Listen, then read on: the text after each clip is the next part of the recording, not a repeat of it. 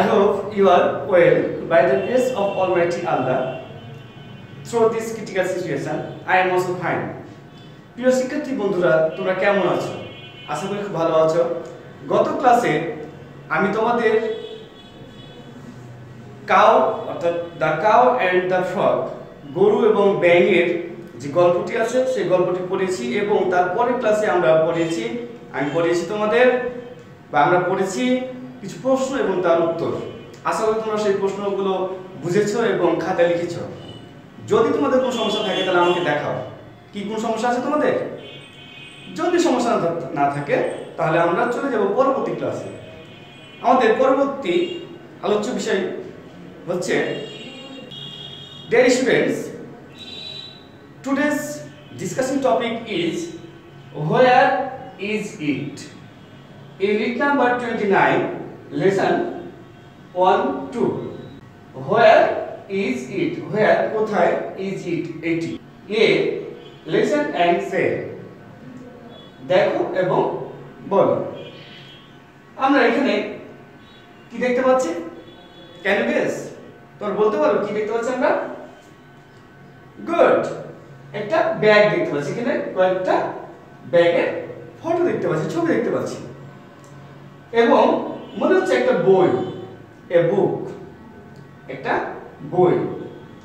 কখনো এখানে বইটা একভাবে আছে, এখানে একভাবে আছে, এখানে একভাবে আছে, এখানে একভাবে আছে, এখানে একভাবে আছে, আবার তার পরবর্তী এখানে আলাদাভাবে আছে। তাহলে আমরা দেখতে পাচ্ছি একটা বই এবং এটা ব্যাগ।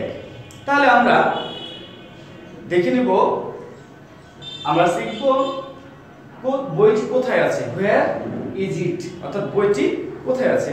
দেখো ব্যাগ কিন্তু ঠিক আছে, কিন্তু বইটির অবস্থান চেঞ্জ হয়েছে, বুঝতে পারছো?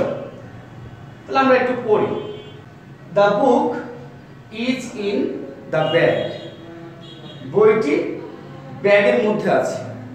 এখানে ইন ব্যবহৃত হয়েছে, কোনো কিছুর মধ্যে থাকা বোঝালে ইন ব্যবহৃত হয়। যেমন we are in the room, আমরা ঘরের মধ্যে আছি, ঠিক বইটি ব্যাগের মধ্যে আছে, তাই এখানে ইন ব্যবহৃত হয়েছে। এটা কিন্তু একটা প্রিপজিশন ইন। আন্ডার, দেখো ওখানে ছিল ব্যাগের মধ্যে, কিন্তু এবার আছে ব্যাগটির নিচে। আন্ডার মানে হচ্ছে নিচে, কোনো কিছু নিচে থাকা। এখন আমি যদি বলি এই স্টিকের নিচে আমার হাত আছে, my hand is under the stick, তাহলে the book is under the bag, বইটি ব্যাগের নিচে আছে। তাহলে আন্ডার নিচে বোঝাতে আন্ডার ব্যবহৃত হয়। এখানে দেখো বইটি কিন্তু ব্যাগের উপরে আছে। The book is on the bag, the book is on the bag, বইটি ব্যাগের উপরে আছে। কি দেখতে পাচ্ছ তোমরা? কি পাচ্ছ না? তাহলে কোনো কিছুর উপরে বোঝাতে অন ব্যবহৃত হয়।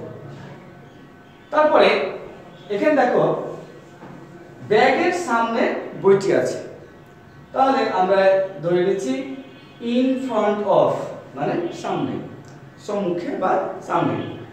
তাহলে এখানে কোনো কিছু সামনে বোঝাতে ইন ফ্রন্ট অফ ব্যবহৃত হয়। যেমন there is a playground in front of our school building, there is a playground in front of our school building, আমাদের বিদ্যালয় ভবনের সামনে একটি খেলার মাঠ আছে। তাহলে এখানে the book is in front of the bag, বইটি ব্যাগের সামনে আছে। তাহলে আমরা দেখলাম এখানে কোনো কিছুর মধ্যে বোঝাতে ইন, কোনো কিছুর নিচে বোঝাতে আন্ডার, কোনো কিছুর উপরে বোঝাতে অন এবং কোনো কিছুর সামনে বোঝাতে ইন ফ্রন্ট অফ। কি বুঝতে পেরেছো? আচ্ছা, বুঝে থাকলে আমরা তার পরবর্তী চিত্রগুলো দেখব। তার পরবর্তী চিত্রটি দেখো, এখানে ব্যাগটা আছে এবং বইটা পিছন দিকে আছে। তার মানে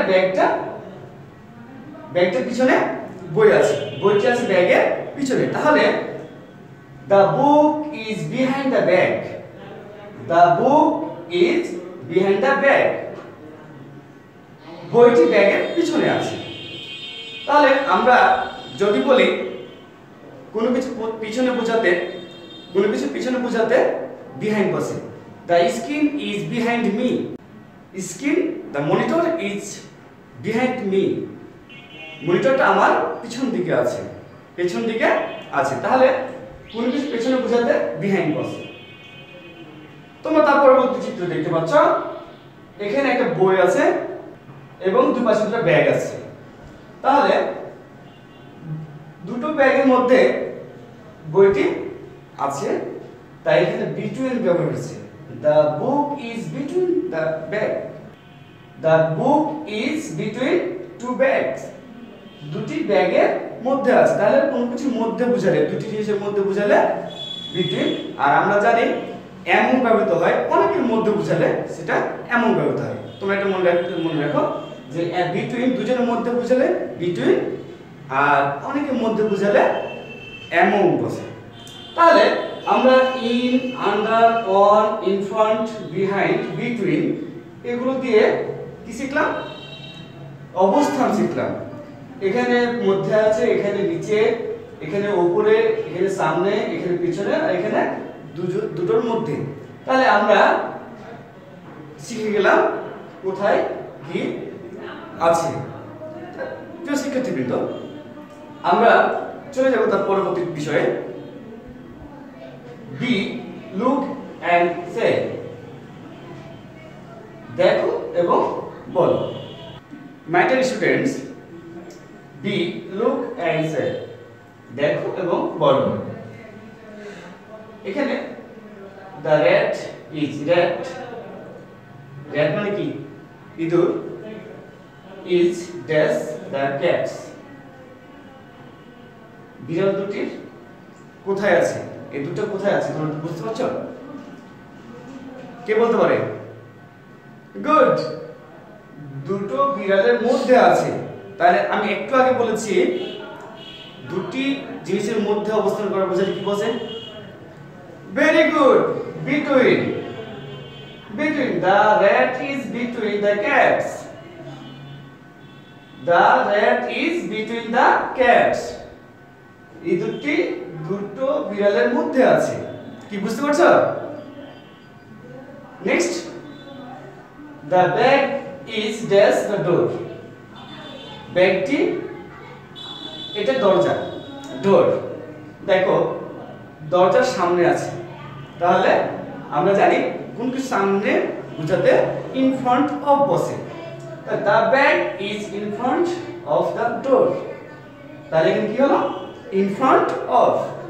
the bag is in front of the door. ব্যাগটি দরজার সামনে আছে।